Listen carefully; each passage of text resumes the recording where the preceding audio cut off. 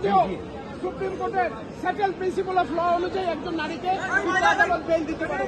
সেই কারণে আমরা বলেছি উনি জামিনযোগ্য, জামিন পেতে পারে। সেটেল প্রিন্সিপাল বলেছি উনি এই বিজ্ঞ আদালতের একজন আইনজীবী, এগুলো কনসিডার করে যাতে ওনাদেরকে বেল দেওয়া হয়, জামিনে মুক্তি দেওয়া হয়।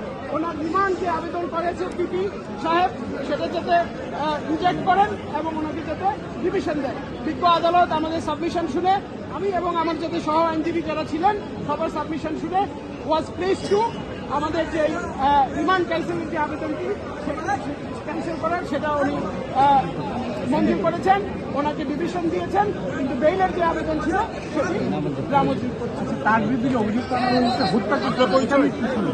ওনার বিরুদ্ধে হত্যা চেষ্টা যে অভিযোগ আনা হয়েছে এটা হচ্ছে লালবাগ থানার একটা মামলা। সেটা জুলাই আগস্ট আন্দোলনের সময় হয়েছে 326 ধারার। এই মামলায় একটাই অজামিনযোগ্য ধারা আছে, এটা হচ্ছে 326।